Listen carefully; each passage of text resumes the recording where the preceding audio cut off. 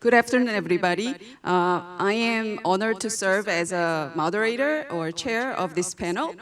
So we have really interesting and productive sessions in the morning and in the early afternoon.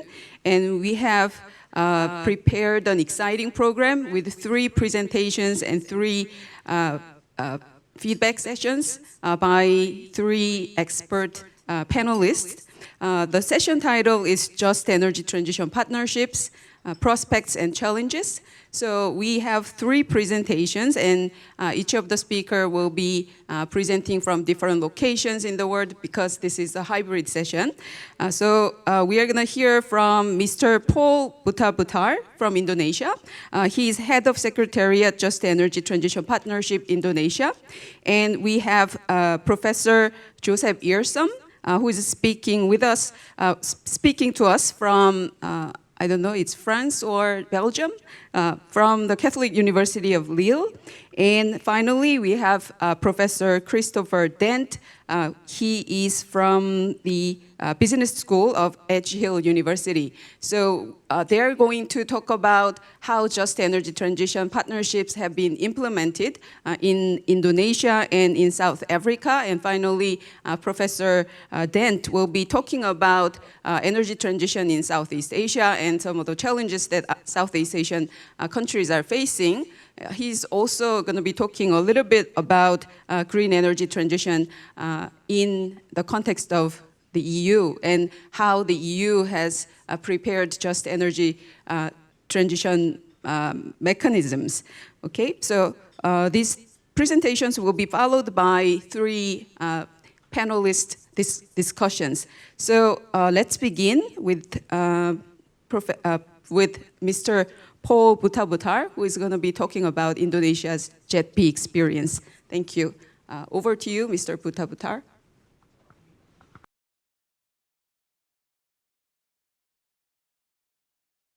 Yeah, good afternoon, everyone. And as already introduced, I'm Paul Butarbutar, the head of the JETP Secretariat for Indonesia.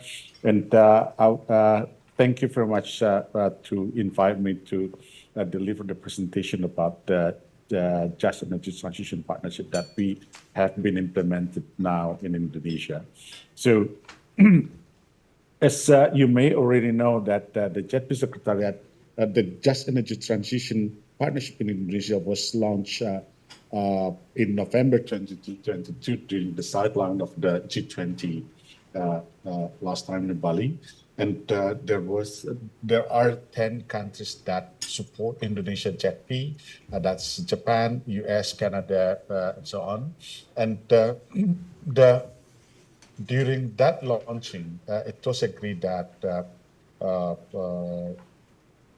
the IPG countries would support Indonesia moving towards, let's say, low carbon emissions in the power sector, and the initial target was to limit the emissions at the power sector by 290 million tons of CO2 by 2030, and also develop renewable energy, basically make it to 34% in the power sector. And then the IPG country, together with the GFANs, will support Indonesia by mobilizing financing of up to $20 billion US, whereas of which 10 billion will be from public finance and the rest will be from commercial or private financing. So there are some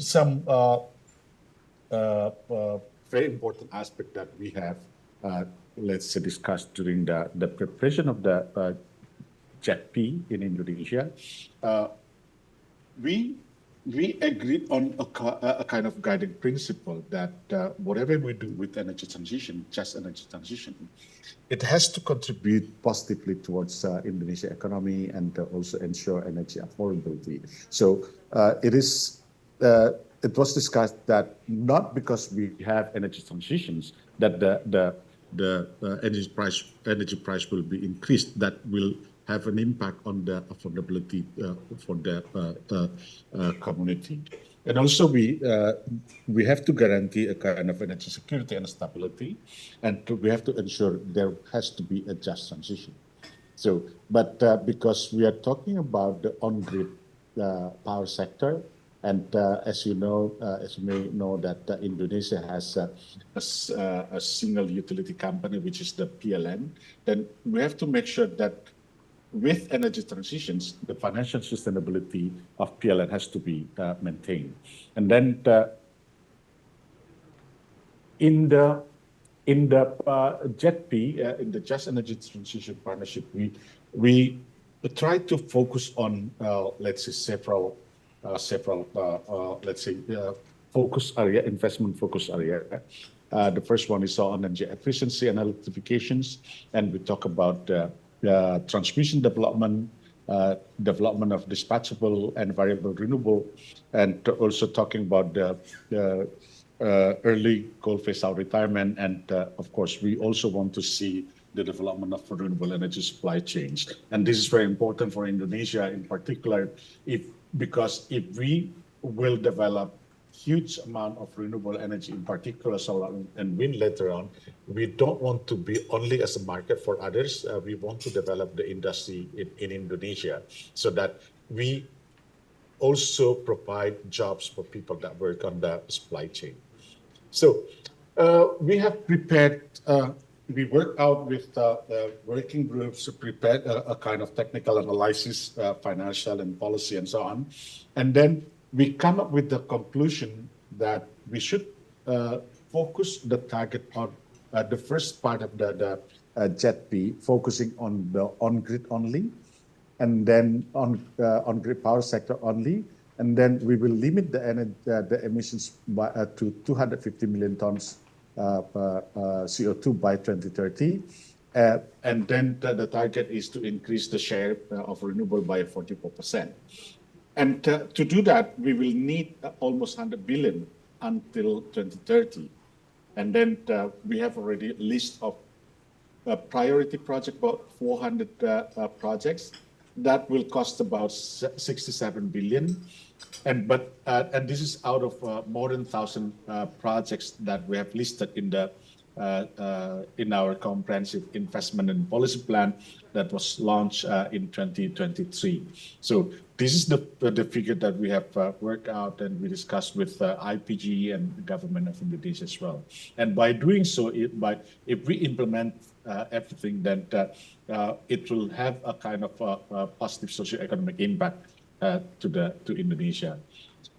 These are the at the end, when we start developing the comprehensive investment and policy plan, that actually we got a commitment, a pledge from the IPG countries up to 11.6 billion, while the commercial is still remain 10 billion.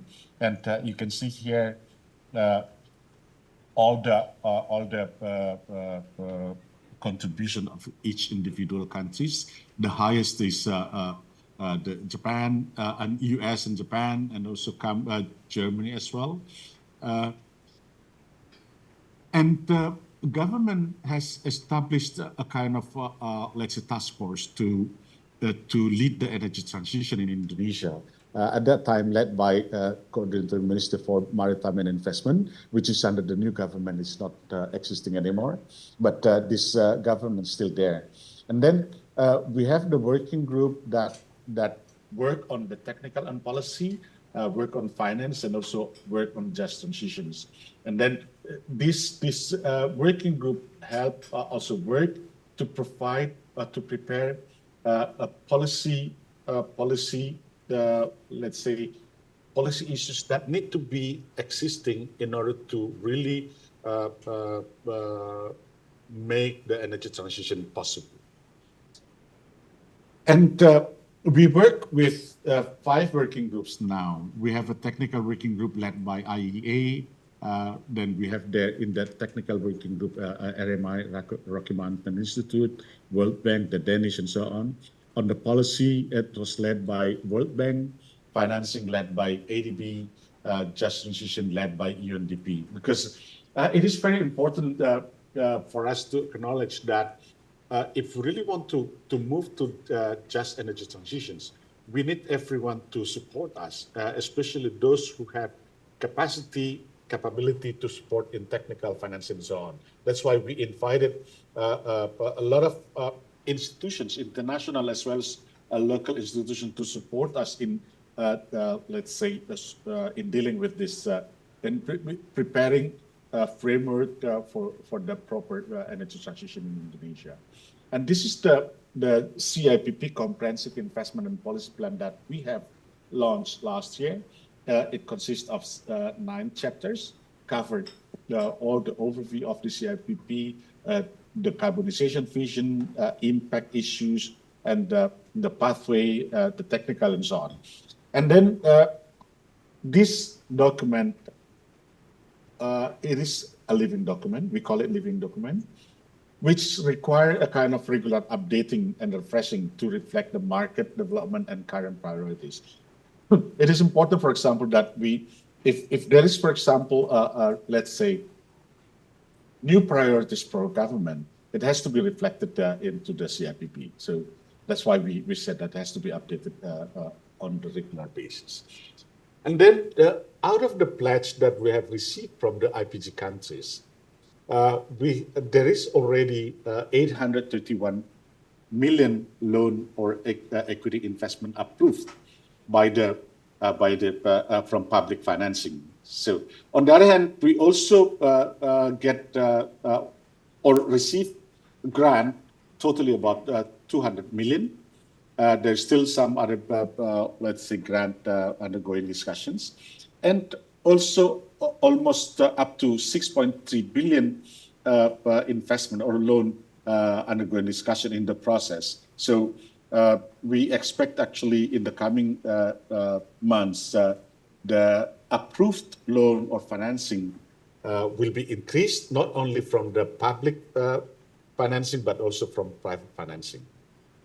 So we are now at the Secretariat working on, let's say, preparing several things. The first thing is looking at the captive coal studies, because as I mentioned before, our first CIPP launched focusing on the on-grid power, but the increase in the coal captive in coal power plant is actually on the captive power plant, because the fact is they are not all region of Indonesia has been covered by PLN, and especially because we have now increasing demand for power due to the smelters, due to the mining, processing, and so on. So in that location, normally there is no sufficient electricity, so that they have to build their own power plant.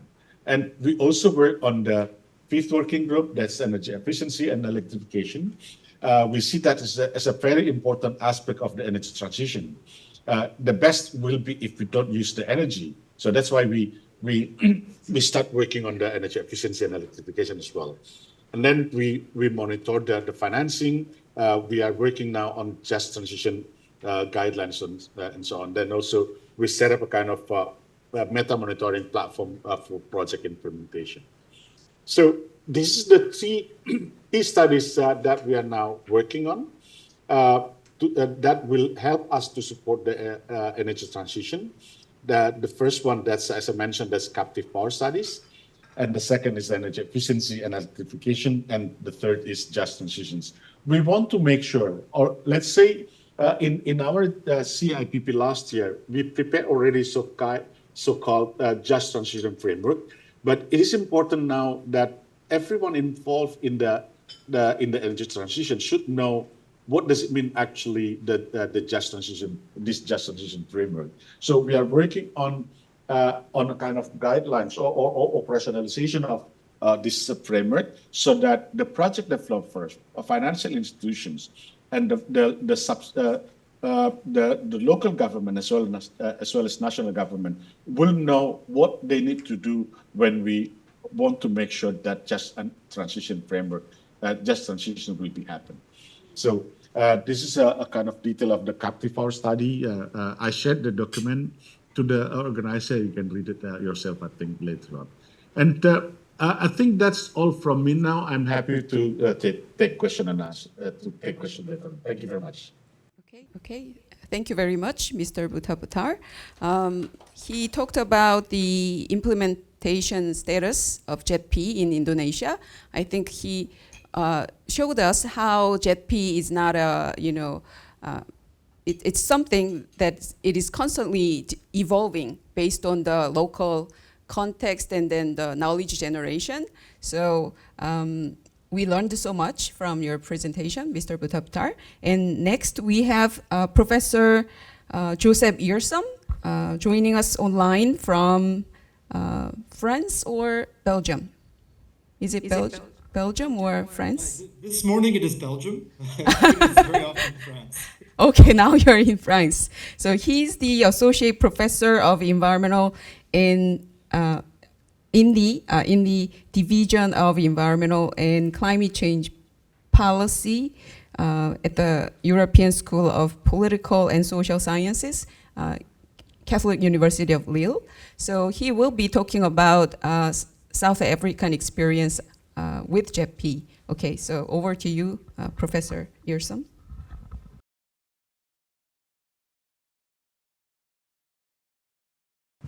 Good morning, everyone. And I'll just go ahead and get my screen, or good afternoon, excuse me, my screen sharing right here into presentation mode.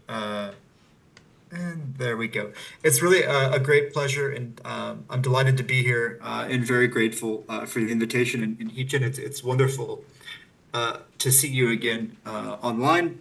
Excited to talk about some research that I've been doing over the past year on looking at kind of at South Africa's JETP, and 3 years later, what's the perspective on its implementation from Europe? And I'd really like to stress in giving this presentation that kind of the angle that I've been looking at it from this is very much, since there are quite a few European partners involved in the IPG, what were they expecting? What has happened?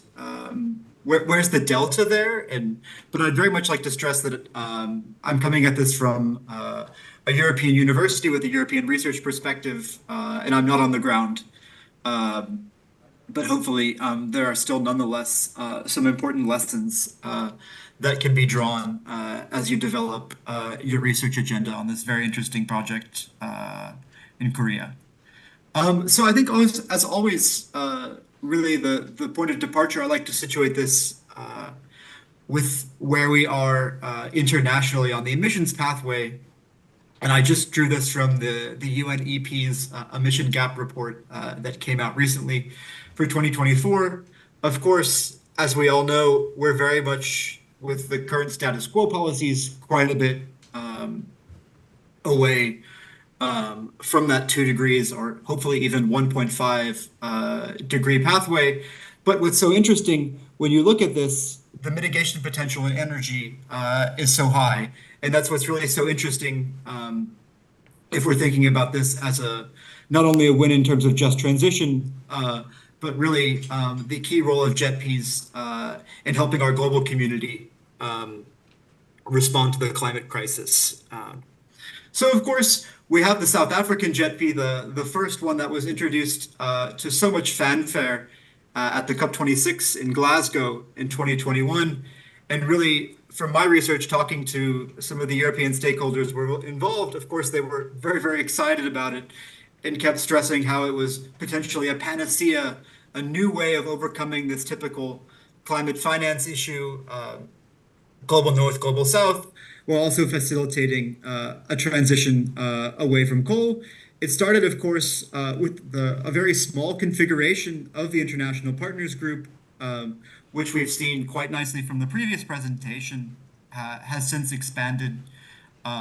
Currently, from my estimate, or from the latest data that I've seen, it's up to at least 9.3 billion US dollars in terms of pledges from the public sector, and including 713 million US dollars in grants. And I think the previous slide that I presented really encapsulates the European objective in launching the JETP. On the one hand, of course, is to develop that country-led accelerated, sustainable, and socially just transition. but of course also hoping that that contributes therein to strengthen NDCs and progress that is aligned with the Paris Agreement goals. So there, of course, is that aspect of the global climate finance and thinking of new ways to overcome some traditional issues, but also very much anchored in the potential emissions reductions. That quote I shared there was from the German Foreign Ministry when the JETP was signed. And of course, I've got the photo here on the 1 year mark as we'd seen some progress. That was from 2002 in Sharm el Sheikh. So some important context about the South African context, and which of course makes it a very interesting first case on the JETP. 85% of the electricity grid is currently generated by coal-powered power plants. So there's a significant potential with the transition towards renewables as the 14th largest global greenhouse gas emissions emitter. And we also have a situation with the state-run electricity company, Eskom, has really struggled to maintain electricity access for past decades. Rolling blackouts have been a problem for very many people throughout the country. Again, speaking to the need for more investments on the power grid and the potentials that renewables could deliver in that sense. What's also very important to keep in mind here is the importance of the coal industry as a source of employment and livelihood for people throughout the country. Directly, about 90,000 people are employed in the coal mines, but we have very many communities that are designed either among the mining sector or also providing these coal power plants with estimations of about 2.5 million people indirectly depending on the coal sector. And with unemployment at about 34%, really getting this just transition right, the stakes are quite high. So if we look at this really from the international level, as in terms of global North, global South cooperation, all the elements are there that would lead us to think that this could be something that really works, that has quite a lot of potential. Of course, there's the very long-term cooperative agreements providing this financing and support with the South African government to kind of co-design this just transition is a benefit really for everyone. Everyone has an interest in participating. As we saw also from the previous presentation, the Joint Secretariat design, especially here in the South African case, where the presidency and its Presidential Climate Commission are playing key roles there and collaborating with IPG. There's a great opportunity for exchange, collaboration, policy learning, making sure the best practices are there. Of course, also coordination platform, making sure that there's opportunities for monitoring and hitting all these different key priorities that have been developed within the JETP. We have seen some resistance already in critiques that these platforms are not as transparent, and I'll get to that later in the presentation, as they could be. And also, there is really much that emphasis on stakeholder involvement, really in theory. This idea that we can design products on a local level, really the co-production, adapting the just transition to all the regions of the country, especially those that have a strong culture, are quite tied around the coal sector. But what we've seen even before the JETP came into practice was implementation, was critique from civil society, arguing that NGOs and labor unions, so those key constituencies that are not that are really involved in the front lines of the transition, have not been consulted. So in theory, the elements are there, but really, where are we? At least again from this global North cooperation perspective, where are we now? So as of July 2024, we've seen approximately 2.4 billion USD allocated, with an expectation that another 2.3 to 2.4 billion dollars will be allocated by year end. So really, if you look at it, a little more, 50 to 60% of that total figure that I shared at the beginning of the presentation. Also, approximately 571 million US dollars have been attributed in grants. The South African Climate Commission has done quite a good job with providing details on what has been allocated and where. But what's really interesting as we look at this, and this is some excellent research that's taking place from Wits University of the Witwatersrand in South Africa. Who are the recipients of these fundings so far? And this is primarily looking at the grants. So that bottom part of my presentation, the bullet point there, 571.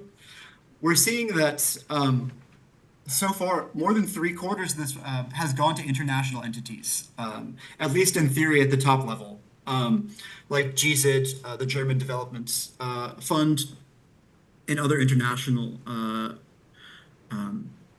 funders. We only seen 24% directly going to South African entities.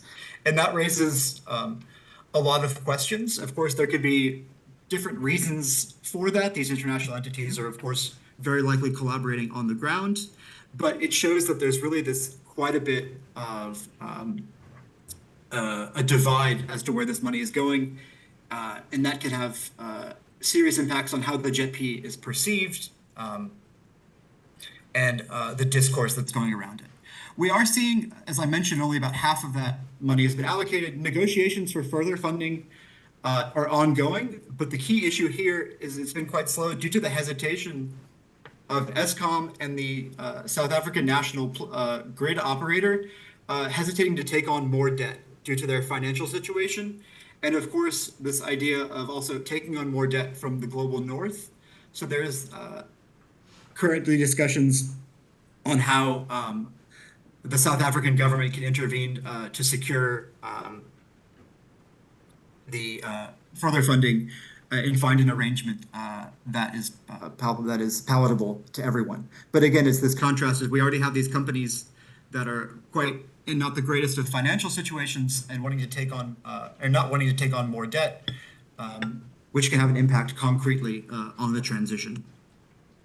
That being said, we have seen the key priority areas that have emerged after this first couple of years of the consultation phase. The scope phasing of the project the JETPs has been completed and validated by the South African presidential cabinet. And it also is worth noting that we have seen a government change with the recent elections there, but focusing on these key areas of electricity, the Mpumalanga just transition, that is a key province that is very much impacted and built around coal. Also looking at new energy vehicles, green hydrogen skills, and helping at the municipal level. So again, some key challenges that have emerged. If we again look at this perspective of why hasn't this been the panacea that all the European politicians and foreign ministry officials were telling us that it was going to be back in 2021? Why hasn't it gone potentially as fast as they may have hoped? Why haven't we seen this rapid transformation or these new investment schemes? Well, there are a couple of key reasons I think that are important to keep in mind here. And in having conversations with other colleagues, I was just in Berlin last week and talking to some experts on this matter. So these four key areas have emerged. I have this photo right here of the Mpumalanga province, a key coal plant there. This power station, this is probably thus far one of the key successes, if you will, of the JETP project. This key coal plant has been closed with no jobs lost, but they're struggling in the context of the whole town in which the power plant is located is really built around its existence. So finding ways to transition the economy to more of a testing lab for renewables and skills reorientation. It's in progress, but it's probably one of the most interesting examples to look at so far. But besides that, we have seen the slowing pace of closure of coal power plants due to a really bad energy crisis that the South Africa has been looking at with 10-hour power cuts per day over the past year in different regions of the country. There were 3 key power plants that were supposed to be closed over the next 3 or 4 years. The Eskom board has recently pushed those back to 2030 to ensure that there's sufficient supply for the South African grid. So, of course, that's pushing back on the timelines. Really, domestic contestation, has been something that has been omnipresent throughout the process.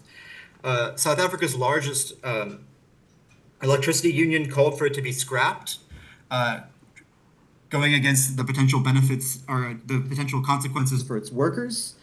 Some really interesting research from, again, the University of the Witwatersrand in South Africa has showed that the Department for Mineral Resources and Energy, so the key ministry that's in charge really of this shift at a high level to renewables, is very much still operating in a coal mindset. So there really is this key mindset and priorities that how they view the energy transition and potential. Coal is still playing a key role in their perspective there, and that is having some impacts. Also, if we just think about it, the fact that we have so many people employed in coal or coal adjacent industry, of course, there's going to be some contestation if we're closing these plants and the potential that their jobs could be taken away. So it really speaks to the importance of local level cooperation and construction of these projects. Something that's very important to take in mind here are the conditionality. So this typical north-south global finance logic, climate finance logic, and neo-colonial concerns.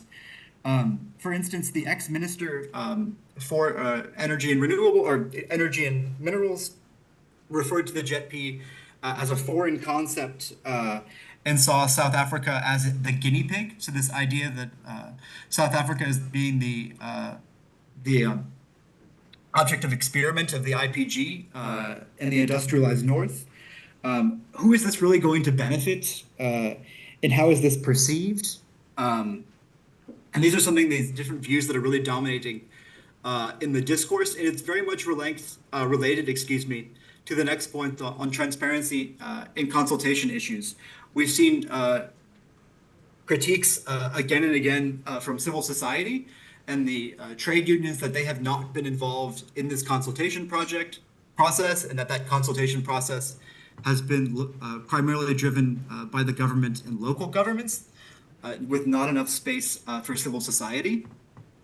So looking ahead, if we go back to those conditions from the beginning, indeed the international support has been consistent. The money is there, but is it too much top-down? We see the South African context being really important here.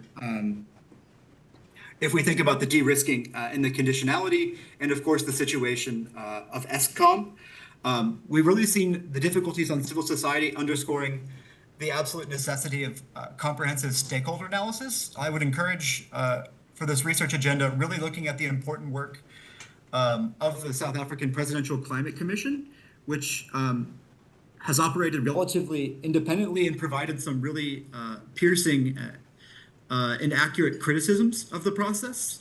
Some of their recent publications are really quite important here on debating, socializing, and coalescing around the just transition, and really emphasizing as this framework is passing from the scoping to this implementation phase. For instance, they have just launched their project platform over the past couple of days for some of the funding at different local contexts. There really is a strong opportunity for learning and exchange. So thank you very much. I really appreciate the opportunity to present and learn from all of you today. Okay, thank you very much, Professor Earsom, for your insightful presentation. So we learned so much about what has happened with JETP in South Africa. So I think what, from what you just have mentioned, right, I think having an ownership is really important in JETP implementation, and also, broad engagement of various stakeholders is another important ingredient, I think. Okay, and finally, we have Professor Christopher Dent joining us from the UK, I guess, and he's from the Business School of Edge Hill University. So his presentation is titled Energy Transition in Southeast Asia. Over to you, Professor Dent.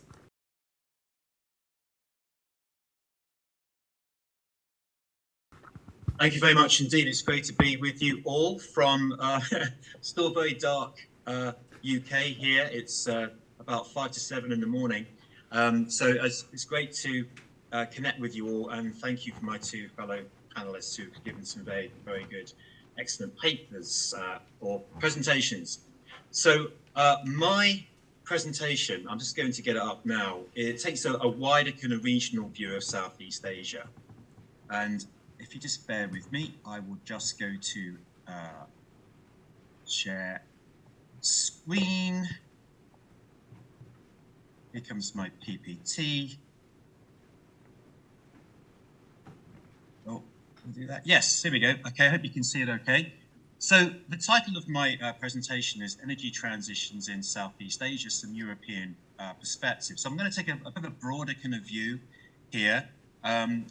I'm not too sure how many of you know Southeast Asia, but many people believe that it is arguably the most diverse region on the planet. It's not just diverse in terms of culture, faiths, political systems. It's a very diverse economic region. It's also one of the most important, I would argue, economic regions on the planet. It is the world's fourth largest energy consumer. It is a producer and consumer of all the fossil fuels, gas, coal, and oil. And it's had a very, very quick, rapid expansion of its primary energy consumption and production. So power demand, for example, has tripled in the last couple of decades. Now, also, the other thing to remember about Southeast Asia is it has, for a group of relatively low-income countries, a very robust and well-developed regional organization in the Association of Southeast Asian Nations. Now, of course, it doesn't have the same capacity for kind of action like the European Union does, but it's been around for some time, since 1967. As I'll show later, it's developed a series of regional focused energy-related policies and programs. And the other key thing to remember is that the EU, in its kind of foreign policy of promoting regionalism and regional group formation and regional community building, has actually had a very close relationship with ASEAN for many, many decades. Whilst the Europeans have kind of like historic links with the region as well, very close links which go back centuries. And it is a real region of contrasts. I kind of challenge anyone to find a region on the planet that is as diverse as Southeast Asia. So, for example, you have the richest nation in Asia, Singapore, this global city-state. And then you have this landlocked Laos, which is still very agrarian and kind of relatively low-income country. You've got also energy-intensive manufacturing. A lot of investment from China is being redirected to Southeast Asia for various geopolitical and trade policy reasons. And then you've also got a series of extractive industries, including agriculture, hydrocarbons. And I can't actually see because of the way that the side gallery is fit. I can't actually see what's on the right-hand side of my screen, so that's going to have to wing it, so to speak. You've also got in Southeast Asia a very rapid urban industrial development. It has a very large number of kind of sprawling cities, so a lot of kind of like mega city populations. You've also got a lot of often remote and non-grid linked communities. You've got rising income in many parts of Southeast Asia. You know, many of the countries are very dynamic economically. They've been growing very quickly. Incomes are rising in certain parts of the region, but you've also got a growing divide between rich and poor and poverty persists. So this is all very important context for understanding the challenges which face Southeast Asia in achieving a just energy transition. And also the other thing to remember is that Southeast Asia is critical to the global energy transition because it makes many green energy products. It also is the resource supplier of many of the critical minerals that we need to achieve a just energy transition. Okay, so for example, nickel deposits in Indonesia. So this is a slide also which I try to kind of convey kind of visually how diverse Southeast Asia is in terms of the various kinds of communities that where you're trying to actually achieve a just energy transition. So I've got here a picture of the very impressive, shiny Singapore in the top left. It's not the only global city community. Southeast Asia is full of very large kind of internationalized global cities like Bangkok, Jakarta, Hanoi, Manila, and so on. You've also got remote island communities, mega city communities in terms of just the size of these cities. Like Jakarta is just keeps on growing and growing and growing. You've got a lot of coastline in Southeast Asia, right? So a lot of coastal communities. And you've also got some very large rivers. So a lot of people live in the kind of river delta areas or just along the rivers, like in the Mekong in Southeast Asia. You've got a lot of mining communities as well. A lot of extractive stuff going on, which then send the materials to factories. And you've got a lot of industrial communities too in Southeast Asia. And then you've got shantytown communities on the outskirts of these mega cities and sprawling urban industrial development, right? So it's very diverse, it's very dynamic, and you've got a variety of different just energy transition challenges.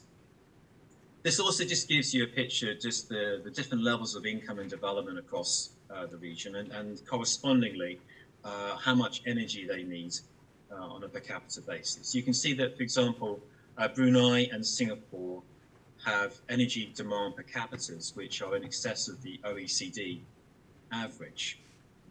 But don't forget, I mean, the thing about Singapore you got to remember is that it's a city. It's not just a country, it is a kind of a global city-state. But you can see also the very low figures for countries like the Philippines, Cambodia, Myanmar on energy demand per capita. Now, of course, we also can equate that with energy poverty. And so, the move towards greener, cleaner energy has to also address energy poverty that has been persisting in the region for some considerable time. Okay, so what are the actual kind of like challenges here facing Southeast Asia and achieving a just energy transition? Let's start with, shall we say, scaling up renewable power, electricity, because not only does it help to reduce energy poverty by extending it into these kind of remote rural kind of community areas, but it also creates cleaner air. And in a region which has some of the world's largest and fastest growing cities, from a health point of view, that's also, of course, really, really important, social justice commitment. You've also got some very large heavy industries in Southeast Asia, which are very, very kind of energy intensive, right? So the production of things like steel, chemicals, cement, aluminium. Now, of course, they don't do it on the same scale as China. But the thing to remember is, I'm just going to flick forward to this next slide here, is if you look globally, how we actually produce and consume energy, it's actually heat, thermal, which is the biggest sector.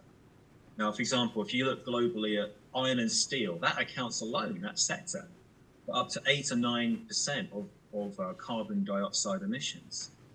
Now, that is 4 times more than aviation and 4 times more than maritime shipping, right? So thermal heat, the production of these heavy industry products, which we haven't quite developed a silver bullet kind of energy, clean energy for this. Well, we have in hydrogen, green hydrogen, but scaling it up is a real challenge.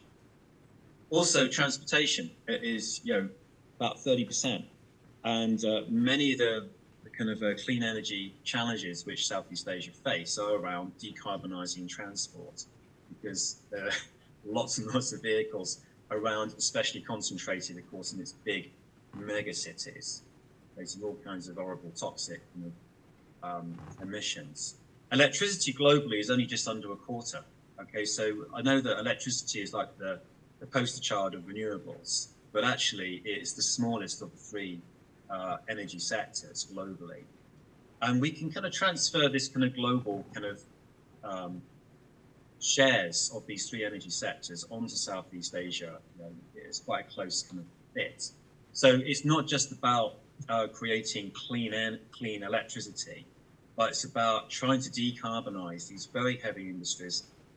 But this is a global challenge, yeah. And when you create green hydrogen, you need a lot of renewable energy to split the hydrogen and oxygen in the molecules apart and electrolyzers to create green hydrogen. So that is also sector coupled with scaling up renewable electricity.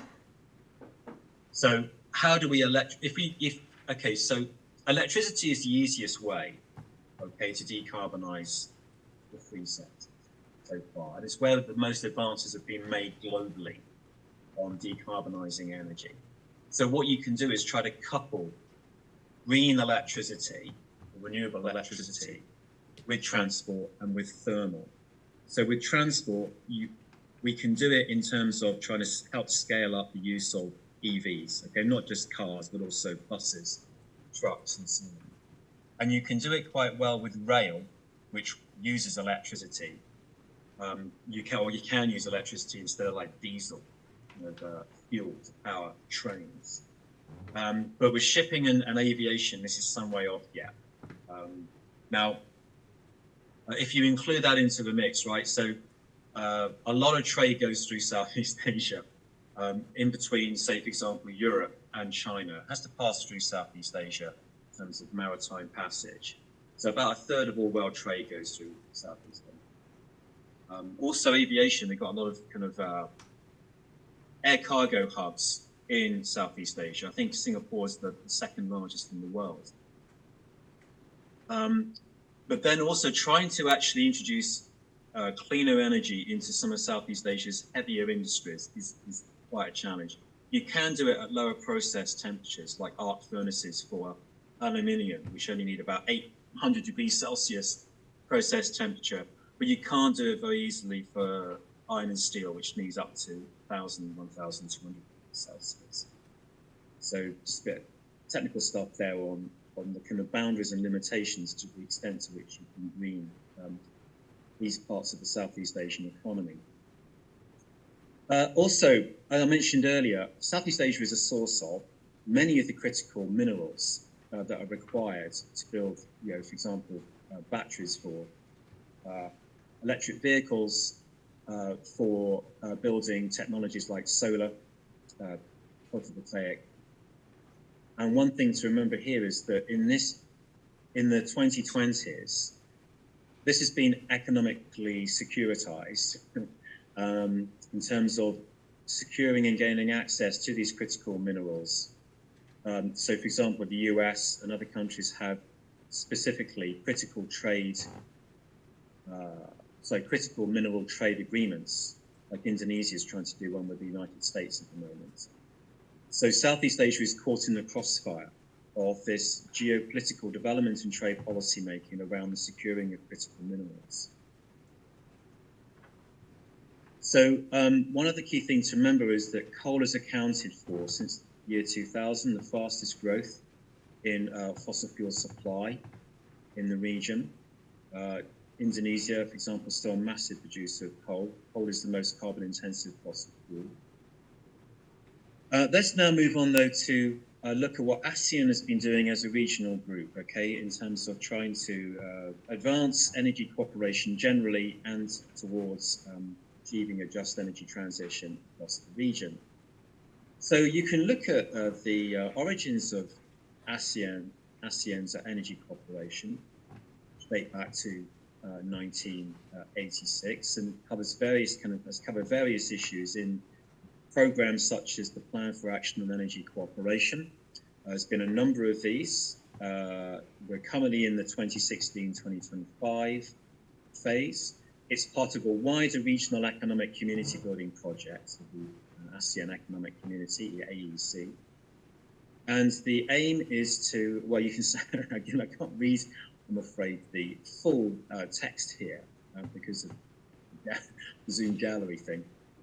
But you can see the aim of the object of this program and the 7 program areas that are included in it. In addition to that, you've got like an advisory research arm, the ASEAN Center for Energy, which provides a lot of useful data and policy-making recommendations on energy cooperation generally across Southeast Asia. And in the business domain, you've got a ASEAN Leaders for a Just Energy Transition group. And this comprises a number of, as you can see there, over 20 chief executive officers of large companies in Southeast Asia, which are trying to help advance just energy transition through public-private partnerships. Now, this is kind of an interesting kind of aspect of what ASEAN is trying to do here, because it reflects very much how businesses across the world and on different sustainability fronts are trying to form clubs, big business clubs, to try to do their thing on achieving energy transition. So, you know, Microsoft leads one on breakthrough energies, for example, led by Bill Gates. And there are a number of other kind of like coalitions like this. So it's interesting to see that Southeast Asia is part of that process, because it is still generally dominated by European and American companies, with some also Asian companies thrown into the mix. So, you know, that's another interesting thing from a stakeholder point of view. What role is big business in Southeast Asia playing in helping achieve just energy transition? Now, I'm sorry if I'm going a bit over time, but just to give you some perspectives on the EU, we talked about the just energy transition partnerships that the EU is actually involved with. There's one with Indonesia and one with Vietnam. Both of them were signed in 2022. But what has been happening in Europe generally on its own just energy transition and on broader kind of policy making, which would support it? You could argue, I think, the EU is a global norms leader on climate action and also kind of on clean energy, especially clean energy policy. And the kind of the main foundation stone of a spate of new ambitious green and green energy policy making from the EU is the European Green Deal that was signed in 2020 with the aim of creating a climate neutral and efficient economy by 2050. And as part of that, it introduced a just transition mechanism so that to help everyone, so no one's kind of left behind. Now, the just energy mechanism is, I'll come on to a bit more detail later, but it's all part of trying to help secure and provide affordable energy in Europe through a fully integrated, interconnected, digitalized grids, greening of all sectors. And the Green Energy Deal as well, the EDG, has been the main platform for some other major green energy policy making and strategy making from the European Union. So the Circular Economy Action Plan, which is a second plan actually, that was also signed in 2020. The Carbon Border Adjustment Mechanism, the CBAM, what this is doing, this started last year in the reporting stage. What this will do, and this will affect Southeast Asia quite profoundly, potentially anyway, is it will apply carbon tariffs to select carbon intensive products, right? So this applies to things like fertilizer, cement, and iron and steel, which are exported from Southeast Asia to Europe, and they will have, if it goes forward from 2026, carbon tariffs put on them, which equate to, or the equivalence of, what would happen if those countries were in the EU's emission trading system. And that's going to have quite an impact for a number of Southeast Asian exports to the EU. The question is then, how does the EU help decarbonize with more, carrot rather than stick? Come on to that later. Then there's a batteries regulation about EV batteries and everything else, and that has implications for critical minerals supplied by Southeast Asia. And the Corporate Sustainability Due Diligence Directive is about how European companies or EU-based companies will manage their supply chains in a just transition perspective. You've also got in the EU's free trade agreements, trade and sustainable development chapters, which kind of cover these issues. I'll just skip through these quickly. And all this has implications for the EU's external relations with Southeast Asia and so on. So this is what the EU's just transition mechanism kind of looks like here.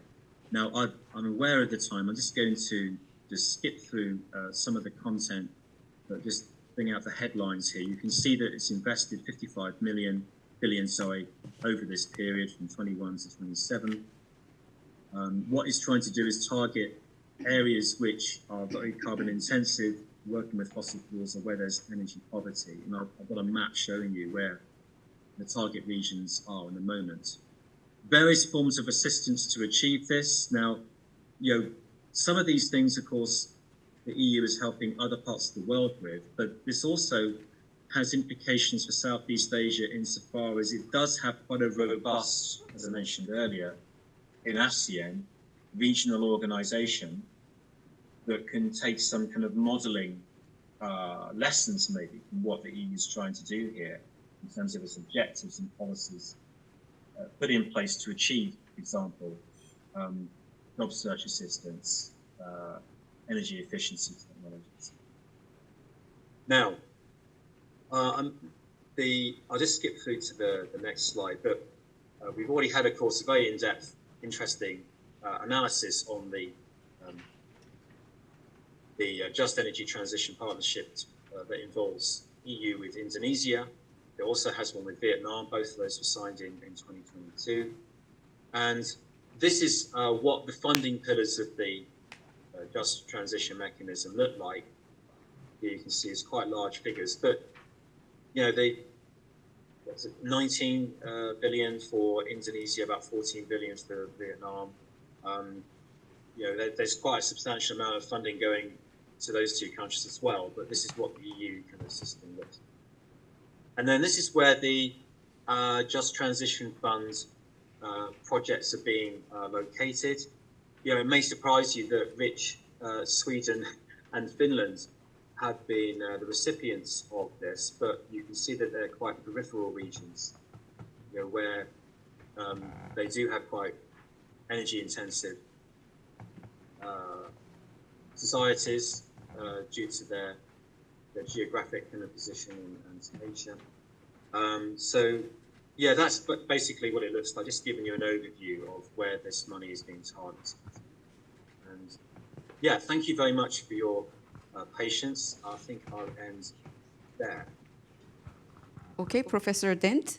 Thank you for sharing your information and insights about the energy challenges that Southeast Asian countries are facing. And we also learned a little bit about European Green Deal and Just Energy Transition Mechanism. So thank you for sharing that information with us. Now we have 3 discussants joining us online and also at the venue. But for the sake of smooth operation of this hybrid session, we are going to start from Ms. Kang Soo-ji, joining us from, I don't know where, but she's joining us from online. Vietnam. Oh, she's based in Vietnam, so we are everywhere today. So she is program director at Asia Clean Energy Coalition. I believe it's a non-profit organization working in the field of clean energy transition in Asia. So over to you, Ms. Kang.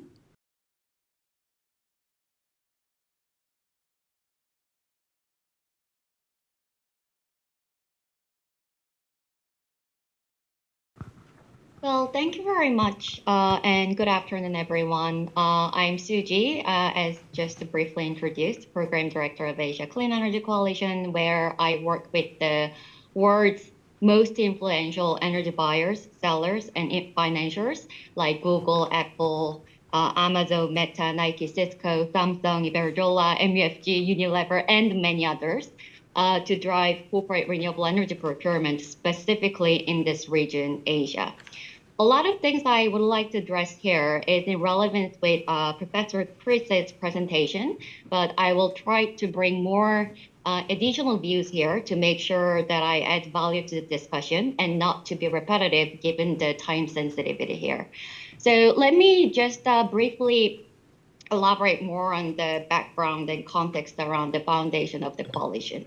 So echoing Professor Chris, Asia is being seen as a very challenging market in terms of meeting the net zero goal for corporates with significant bottlenecks such as limited options for purchasing renewable energies, limited renewable energy availability itself, high costs due to demand and supply mismatches, and complex regulatory frameworks, like very complex in a way it's being a huge bottleneck for corporates to procure renewable energy in the region. So under current policies, the region's solar and wind capacity will reach out only 11% of the power mix by 2030, where a lot of companies are really ramping up their commitments to meet their decarbonization goal aggressively, maybe by 2030 or 2050. So this is not sufficient at all to meet both corporate decarbonization goals and global climate targets as well. This is the key background of the foundation of the coalition, where we work very closely together with the ecosystem partners, including ASEAN Center of Energy, just mentioned by Professor Chris, and also a lot of others being involved to unlock the renewable energy potential in Asia by mobilizing voices of corporates, which are often being very powerful because they hold investment decision-making power in the region, literally.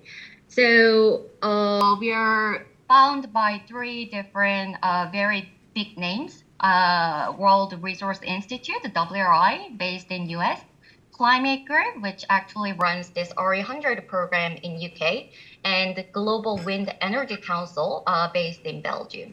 So all of these secretariat organizations together, ASEC is aggressively pushing on this 2030 decarbonization goals for corporates. So let me just maybe briefly touch on what would be corporate role in JETP directly. So many dynamics which involve beyond what we can imagine in Asia. Echoing Professor Chris again, there are extensive diverse issues, so we have to work hard to connect dots here. While the key element of JETP, in my view, is obviously being inclusive. So I think a key trend here is to push on the bottom-up approach, not from the top-down anymore. So starting from consumer awareness, progressing to corporate commitments, and ultimately engaging government to make regulatory changes which require interplay between representations from each segment, in which I work specifically for the corporate engagement part in this whole journey. What is the whole point of corporates to participate in this journey?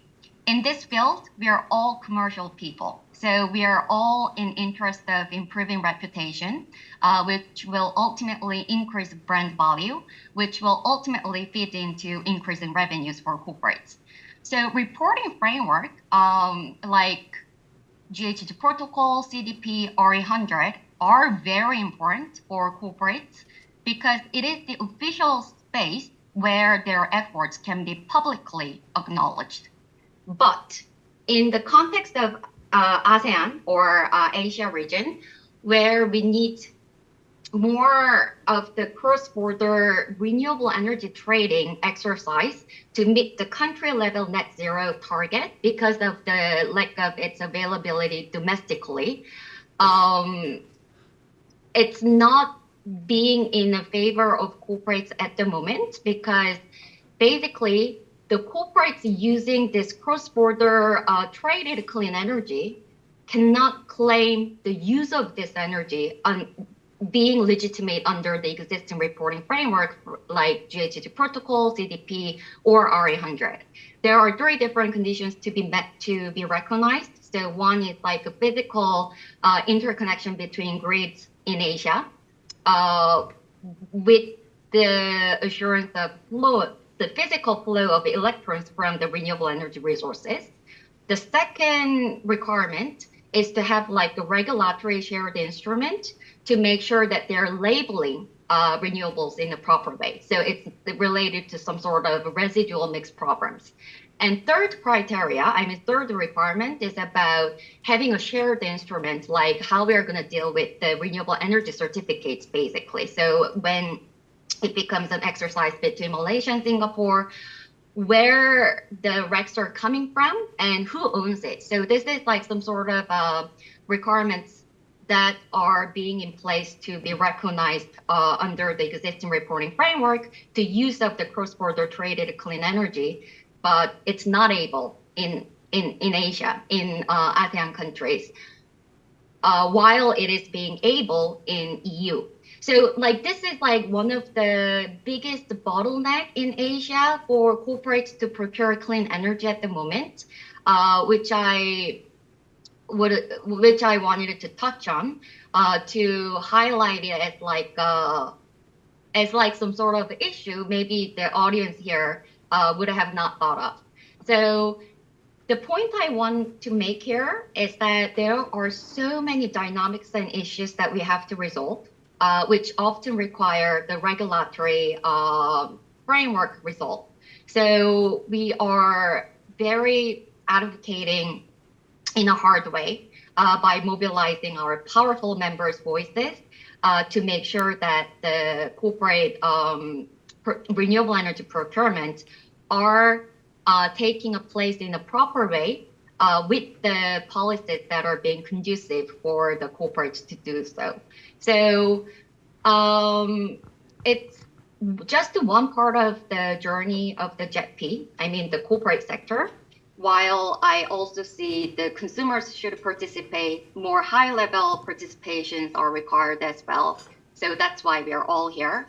And I'm looking forward to having maybe further discussions from the other panels as well. Thank you.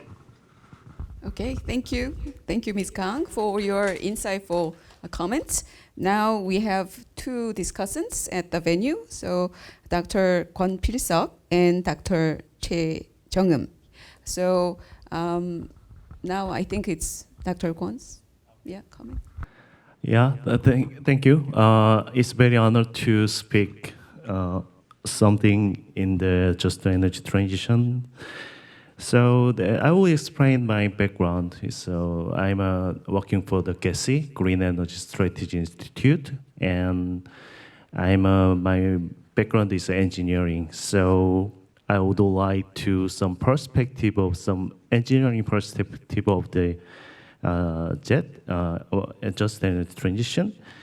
So I would like to share the difficulty Korean situation. I mean, I will explain briefly what is the current situation of the Korea in energy transition.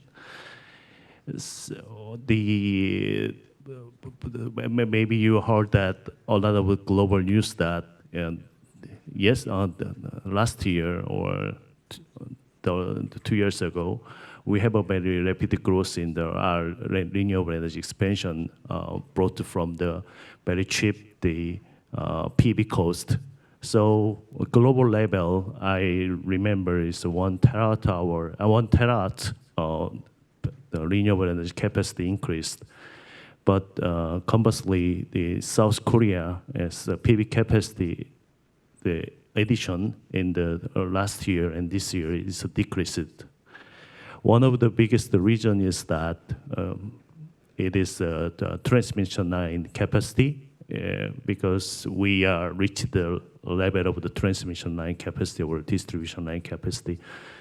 So that is quite difficult because when I have a chance to advise to the government, and I always emphasize that the increase of the transmission line and distribution line is always essential and very important for the renewable energy expansion. But many people do not listen, and we have finally got a consequence that government to say, and MOTI say that we will stop increasing renewable energy capacity addition in some region. That's a very difficult barrier, to handle. It's because the transmission line has a very long construction time, over 10 years. Then we have to prepare in advance 10 years ago for the to prevent from this kind of consequences not from happening. I think that the reason why I emphasize the transmission line and energy system things, it is relevant to my engineering background, but also I'm looking at the grant, financial grant things that I would like to point out there is a lack of the support for the education of electrical engineering or electricity market expert. So that is very, I think the JET also emphasize and also expanding the grant to educate young people to more hardware, more the electrical engineering to handle the transmission line expansion or to handle more complex electric system analysis. Otherwise, the consequences would be the same as a South Korea case. But not many people point out this kind of the hidden barrier for the energy transition. That's what I want to say for the the funding things. I would like to point out the importance of the education of engineering skill for the electric system operation and electric system expansion things. That's what I would like to say, and that's it. Thank you. Okay, thank you, Dr. Kwon Pil-seok. By the way, I forgot to mention his position and affiliation. He's director from Green Energy Strategy Institute, right? He emphasized the importance of transmission. I think, producing renewable energy is one thing, but, delivering it to the end users is another. So he really highlighted the importance of building grids, and I think that's why the Indonesia's JETP program also, included grid as a major component. Now we have Dr. Choi Jung-eum from Human Asia. So, please. Okay. Thank you very much for panelists and your presentation, which is especially timely significant. My name is Choi Jung-eum, Secretary General of Human Asia. In fact, the things I wanted to discuss today was more or less covered by the other panelists and discussants. So I don't know what I can add to that anymore. However, as a Human Asia, the organization where I'm working for is a human rights NGO. And as I am in the field of human rights CSO, I would like to highlight human rights dimension within the JETP. With the concept of JETP, the J stands for just. Therefore, it is not wrong to apply human rights perspective to JETP, in my opinion. But meanwhile, most of human rights violations and problems are quite structural. If we look at an individual case of human rights violations, it might seem just like a very individual story. However, if you gather them, collect them, and put all of them in the box, then you start to see the patterns of their stories, and you can start to categorize those patterns of violations. As such, we can understand human rights violations are structural and structural then coincidental. And this structure, of course, comes from the power relations, power disparity between the victims and the perpetrator. And just energy transition partnership is eventually about funding, and funding for energy transition, and the donors want the transition to be just. However, once the fund is provided, there is always a work of power during the distribution process. That being said, there is a high probability of human rights violations, whether be it intentional or unintentional, if proper monitoring process is not secured. Why? Because it is all about the distribution of economic resources. The best case is the Vietnam's JETP. Many human rights activists, environmentalists have been, and they are still detained there right before and after the JETP was signed, I think 1 or 2 years ago.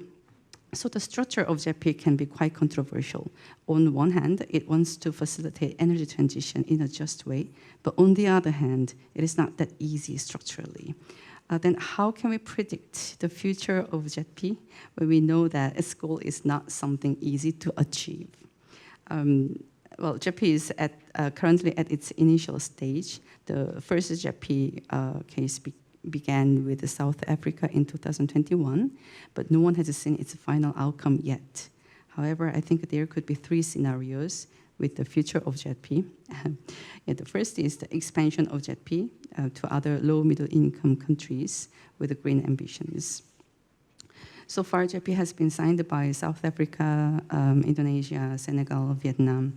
And according to this first scenario, there will be more countries joining. The second scenario would be, well, we can expect that there will be more funds poured into the previous JETPs. As Professor Han mentioned in the first session, South Africa, when South Africa joined the JETP in 2021, $8.5 billion were expected to be enough to achieve its basic needs. But 1 year later, South Africa claimed to require $98 billion. And this disparity is quite huge. Therefore, we can see that there is a probability that more IPG funding will be provided to the already activated JETPs, such as South Africa. Then that means probably there will be less room for other countries to join JETP. The last scenario is, which is the worst option of all, the fading out of the Just Energy Transition Partnership.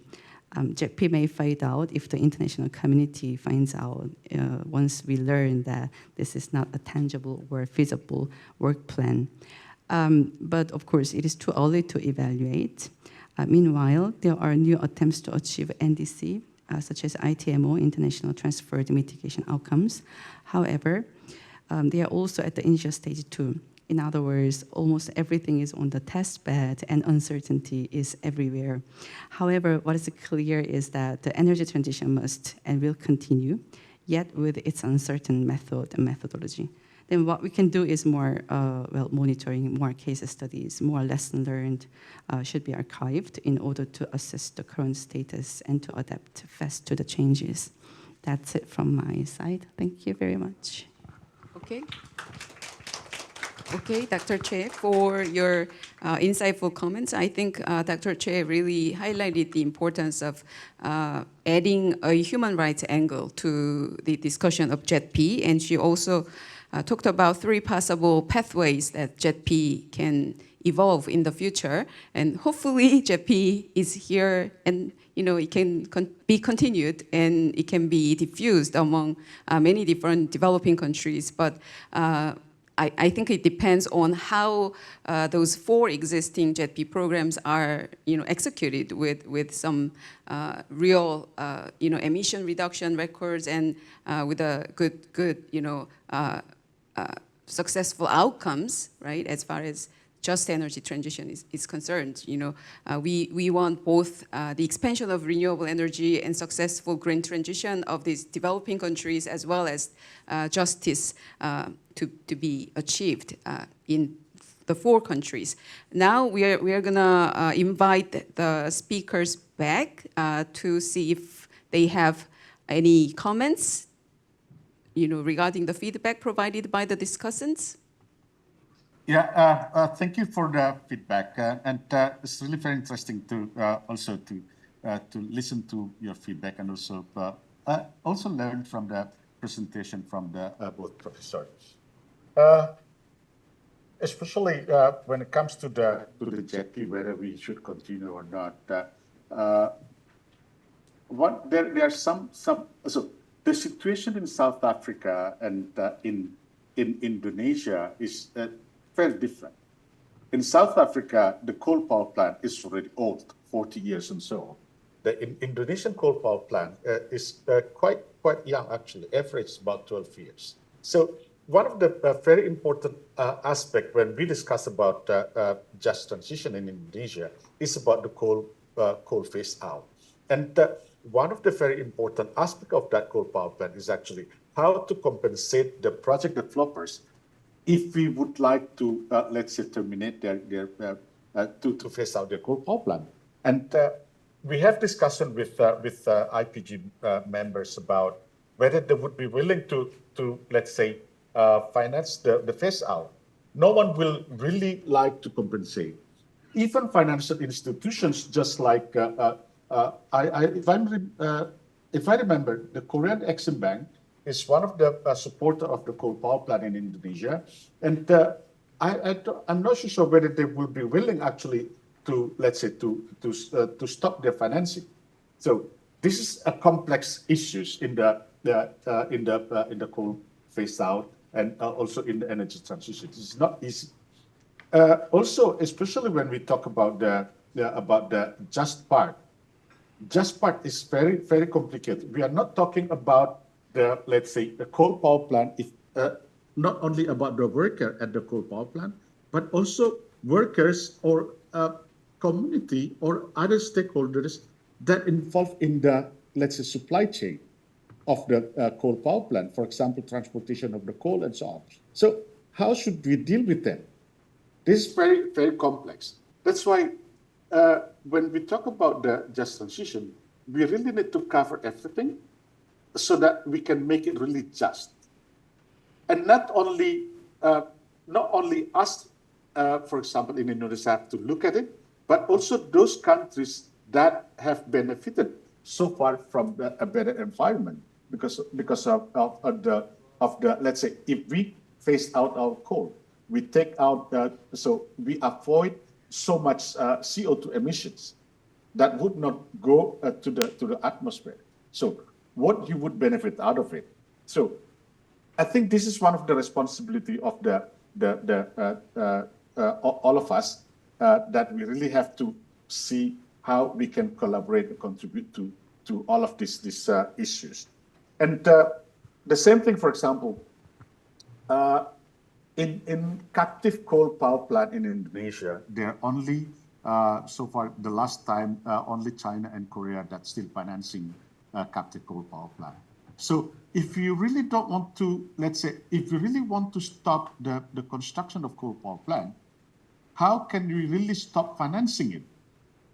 Or if you care about the impact of the coal power plant, so the financial institutions that have got benefit out of it by financing coal power plant in the past, will they be willing to actually put some money to, let's say, pay for the same, quote unquote? So because they benefited from coal power plant, why don't you pay something actually in return?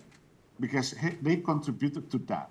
So this is one of the very important issues that we really need to talk about. So on the community and so on, this is something really that we need to look at. So I have this extensive discussion 2 days ago with some colleague, because when we talk about the let's say the carbonizations, energy transitions, they always come to the issue about closing coal mines. So, and I talked to them, is closing really the most important part of the energy transition? Is why not talking about, for example, let's say, how can you utilize the coal without burning it? I read one report, for example, last time about one coal mining in China that generate syngas, and they export syngas to South Korea, and South Korea use it for feedstock for fertilizer. No involvement of the burning of the coal. So why don't we talk about something like that? Is there any options for the utilization of coal without closing it, without burning it? so that we will have other options for let's say, for example, for people that really rely on their livelihood from coal mining. So, but important is, I think, we should not emit CO2. That's very important that we need to take that that I think everyone agree on that part. But how we make sure that there is no emissions, CO2 emissions, that's something that we need to discuss. And I have to congratulate the UK for that as the first nation that stopped the operation of coal power plant. And we have discussion with our colleague from EU.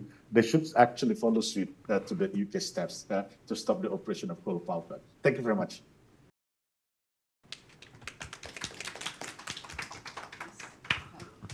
Thank you, Mr. Butarbutar. Any other comments from two other speakers? If I may, Yes, Chair, please. I very much welcomed Suji's comments about business and the importance of bringing business in as a stakeholder here. And as I mentioned, she mentioned the climate group and RB100. I was only actually teaching my students about them yesterday, about the importance of business as agency in achieving just transition. Because don't forget that it's businesses which do the production, do the trade, invest in energy infrastructures and technologies. And I think in terms of all these kind of international just transition partnerships, it tends to be kind of more technocratically led by policymakers, strategists in governments or institutions. But we know that bringing business into the equation is always going to be pivotal and critical to achieving anything.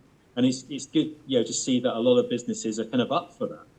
And Southeast Asia has a lot of its economy, especially in certain countries, has a lot of foreign direct investment. A lot of foreign companies operate in Southeast Asia. It's a huge, and it's actually increasing because of redirected FDI from China into Southeast Asia.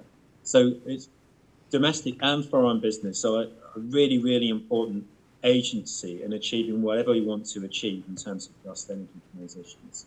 And there's a cultural change going on in business, or in many aspects of business, many parts of business, which are really up for this as well.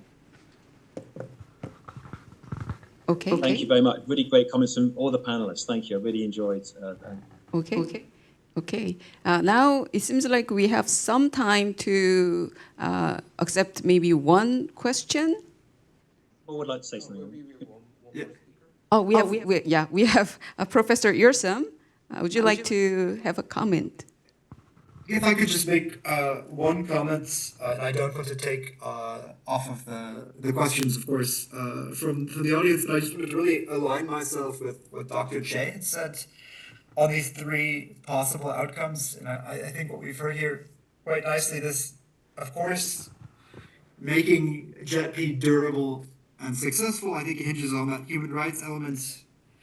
This education element, I think, is essential as well. Stakeholder involvement on what is just, and of course, the engagement of business. So I think all of the above that we've just talked about are essential for making JETP successful. And of course, this idea, understanding that each country is a unique context.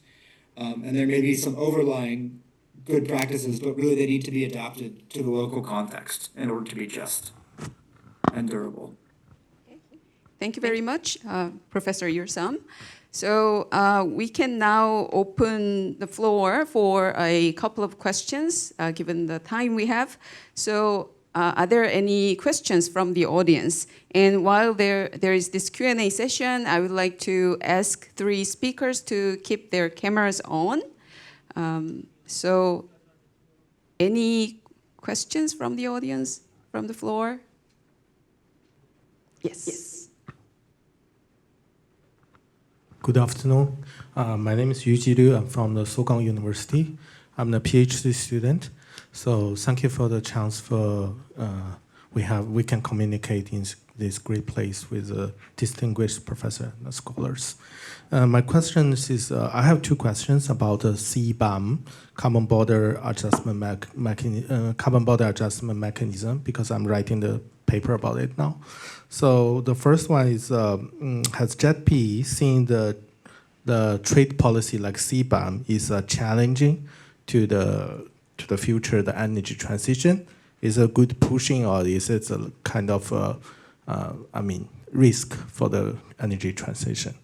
Second one is, has JETP taken certain faster reaction to the policy like CBAM to helping the country who really need the energy transition? And what's the main principles or rules of JETP on the funding to the project to the country who really needs the help? Is it based on the country's emission, or is it based on the financial situation or the government efficiency of the project? So this is all my questions. Thank you very much. So I believe Professor Dent is the right person to answer this question. Yes, thank you very much. So really great to have a question on trade policy, because trade means a lot to it's a very functionally important aspect of Southeast Asian trade, Southeast Asian economy. So the idea, just to kind of like recap on the CBAM, the Carbon Border Adjustment Mechanism, which by the way, the UK, despite Brexit, we are following a lot of EU policies in the 2020s. We're also going to introduce, say, a CBAM mechanism, which will also impact on its imports from Southeast Asia. So this is the stick bit of the European Union's, shall we say, carbon diplomacy or climate diplomacy. So what it's trying to do essentially is to extend its own carbon pricing regime and culture globally. It's trying to create it as a norm. So we carbon price in the things which are produced for trade. So the CBAM, it's quite complex, it's quite controversial. It's not 100% sure that it's going to go forward in its current planned state. Basically, what it requires countries to do, and also importing firms in the EU, which are taking in carbon-intensive products, as I mentioned, like steel, cement, fertilizer,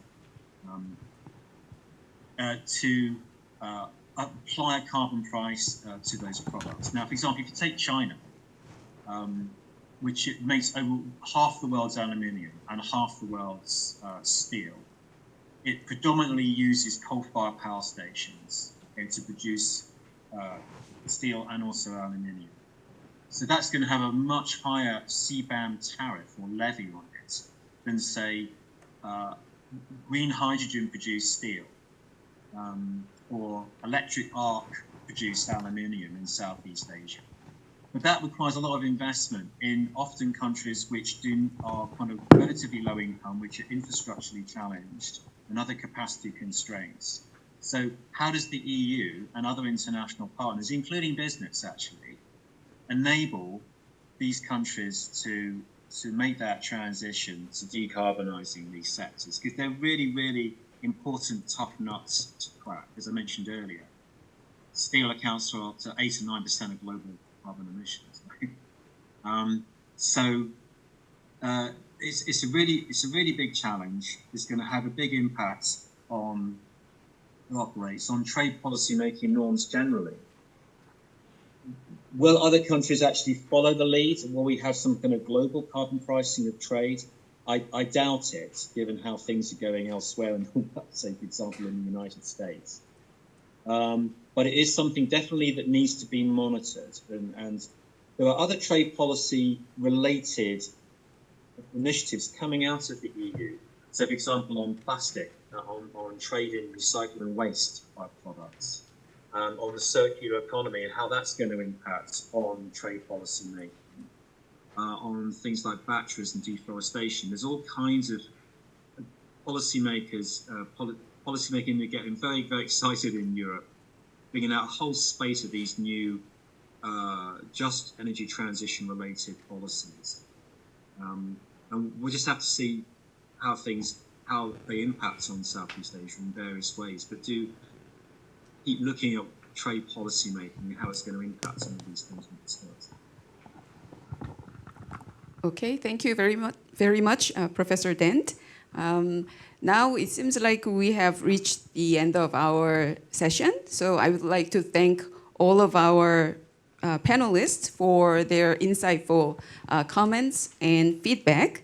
And also a big thank you for your attention and your engagement throughout the session.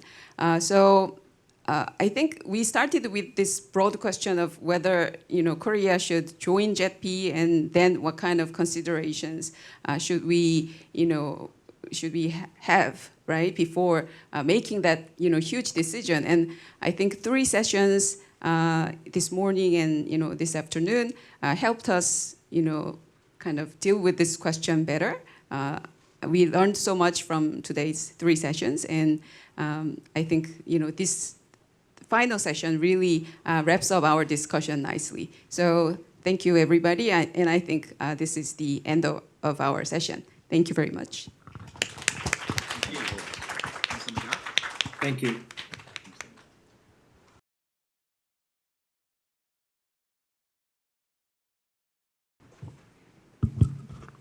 네, 긴 시간 동안 수고 많으셨습니다. 아침 일찍서부터 계속 계셨던 분들도 계시고 오후에 오신 분들도 계시겠지만 아마도 공정에너지 전환이라는 주제를 가지고 가장 깊이 심도 있게 토론한 그런 자리가 아니었나 생각을 합니다.